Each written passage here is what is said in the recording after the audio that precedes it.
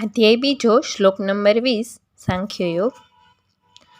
न जायते म्रियते वा कदाचि न्यायं भूत्वा भविता वा न भूयः अजो नित्य शाश्वतोऽयं पुराणो न हन्यते हन्यमाने शरीरे। न जायते म्रियते वा कदाचि एटले ना जन्म ले छे अने ना तो क्यारे मरे छे।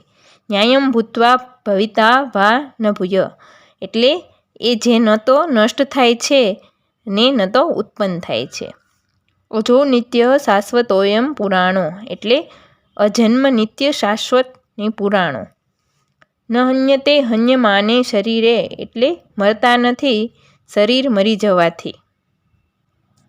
आखो अर्थ छे यह आत्मा किसी काल में भी न तो जन्मता है और न मरता ही है तथा न यह उत्पन्न होकर फिर होने वाला ही है, क्योंकि यह अजन्मा नित्य सनातन और पुरातन है।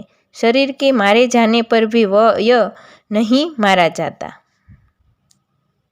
અહીં પર શ્રી કૃષ્ણ ફરીથી અર્જુનને એ જ કહે છે કે જે આપણું મૂળ સ્વરૂપ છે, જેને આત્મા કહેવામાં આવ્યો છે, જે આપણી અંદરનો સાક્ષી છે, તે ક્યારેય જન્મ નથી લેતો કે ક્યારેય મરતો પણ નથી, તેમજ ક્યારેય નષ્ટ પણ નથી થતો અને ક્યારેય ઉત્પન્ન પણ નથી થતો।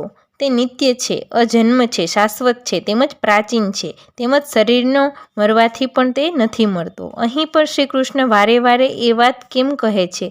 કારણ કે આપણી અંદર એક ખૂબ જ ઊંડાણથી સમજ આવી છે, એ સંસ્કાર આવ્યો છે કે આપણું જે શરીર છે, જે આપણું શરીર મરી જાય છે તો આપણે મરી જઈશું। તો આપણી અંદર આ ઊંડાણથી જે સંસ્કાર આવ્યો છે તે એટલા માટે કે આપણું મૃત્યુ થાય છે તેમનો અનુભવ ખૂબ જ પીડાદાયક હોય છે અને આપણી અંદર મૃત્યુ વિશે એવી ભાવના થાય છે કે આપણે મૃત્યુથી દૂર ભાગીએ છીએ।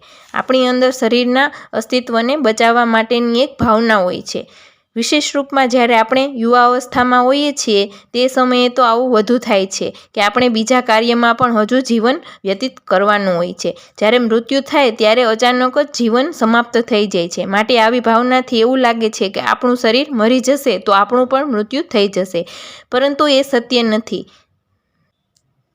જો એક તર્કથી જોવો તો નાનું બાળક હોય ત્યાર પછી યુવાન બને અને પછી વૃદ્ધ થાય, આ ત્રણેય અવસ્થામાં તેમનું શરીર ચાલ્યું જાય છે। તો શરીરમાં ઘણા પરિવર્તન થાય છે। શરીરની કોશિકાઓ આપણા જીવનમાં 3 વાર પુનર્જીવિત થાય છે અને બદલ્યા રાખે છે આપણું શરીર, પરંતુ આપણી અંદરનો જે સાક્ષી છે તે ક્યારેય બદલતો નથી, તે તેઓને તેવો જ રહે છે, પછી ભલે નાનું બાળક હોય, યુવાન હોય કે વૃદ્ધ હોય। આનાથી સ્પષ્ટ થઈ જાય છે કે આપણી અંદરનો સાક્ષી છે તે અપરિવર્તનશીલ છે, તો જન્મ કે મૃત્યુથી તેમાં કોઈ પરિવર્તન ન આવવું જોઈએ।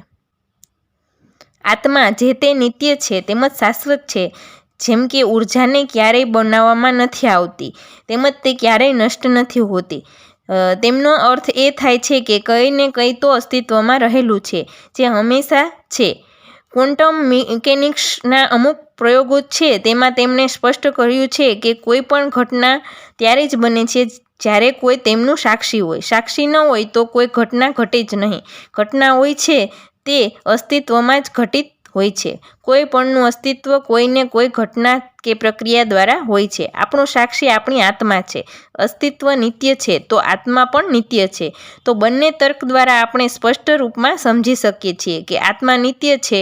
આપણું શરીર નષ્ટ થઈ જાય તો તેમનો અર્થ એ નથી કે આપણે મરી જઈએ છીએ, ફક્ત શરીર જ મરે છે। આત્મા અમર છે, તે નવું શરીર ધારણ કરી લે છે। આપણી અંદર રહેલી ભાવનાને કારણે આ બધું વારે વારે ભૂલી જઈએ છીએ અને જીવનમાં કષ્ટ ભોગવીએ છીએ, માટે શ્રી કૃષ્ણ વારે વારે આ વાત દોહરાવે છે। આશા રાખું છું કે શ્લોક સારી રીતે સમજાઈ ગયો હશે। આગળના શ્લોકમાં મળીએ, ત્યાં સુધી જય શ્રી કૃષ્ણ।